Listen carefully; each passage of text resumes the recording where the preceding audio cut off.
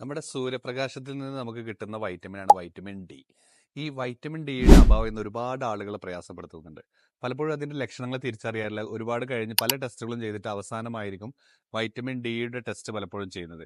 അതിന് ശരിയായിട്ടുള്ള സപ്ലിമെന്റും കാര്യങ്ങളും കുറച്ച് വെയിൽ കൊള്ളുകയൊക്കെ ചെയ്യുമ്പോൾ തന്നെ അതിന്റെ സിംറ്റംസ് മാറിപ്പോകുന്നതും കാണാറുണ്ട്. ഇപ്പോൾ സാധാരണ ഇത്തരം വൈറ്റമിൻ ഡിയുടെ അഭാവം മൂലം ശരീരത്തിൽ ഉണ്ടാകുന്നത് ശരീരത്തിന് ശക്തമായിട്ടുള്ള വേദനകൾ, പേശിയുടെ ബലക്കുറവുകൾ, ജോയിന്റ്സിലൊക്കെ ഉണ്ടാകുന്ന വേദനകൾ, അതുപോലെ മുടി കൊഴിച്ചിൽ. നമ്മൾ മുടി കൊഴിച്ചിലിന് പല എണ്ണകളൊക്കെ തേക്കും.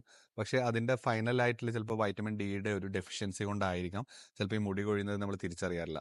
അങ്ങനെ പല പല ലക്ഷണങ്ങൾ, ശരീരത്തിന് ക്ഷീണം, അമിതമായിട്ടുള്ള വേദനകളൊക്കെ ഇതുമായിട്ട് ബന്ധപ്പെട്ട് കാണാറുണ്ട്. പിന്നീട് ശരീരത്തിന്റെ പ്രതിരോധ ശേഷിയുടെ കുറവ്, ഇടയ്ക്കിടയ്ക്ക് അസുഖങ്ങൾ വരിക, ഇത്തരം കാര്യങ്ങളെല്ലാം വൈറ്റമിൻ ഡിയുടെ അഭാവം മൂലമുണ്ട്. അപ്പോൾ ഇത്തരം ലക്ഷണങ്ങൾ കാണുന്നുണ്ടെങ്കിൽ പെട്ടെന്ന് തന്നെ ഒരു വൈറ്റമിൻ D3 ചെക്ക് ചെയ്ത് നോക്കുക. അതിനനുസരിച്ചുള്ള ഒരു മെഡിസിൻസോ സപ്ലിമെന്റ്സോ, അല്ലെങ്കിൽ കുറച്ച് സമയം ഒരു രാവിലെ 10 മണിയുടെയും 3 മണിയുടെയും ഇടയിൽ നല്ല വെയിലുള്ള സമയത്ത് വെയിൽ കൊള്ളാൻ ശ്രദ്ധിക്കുകയും ചെയ്യുക.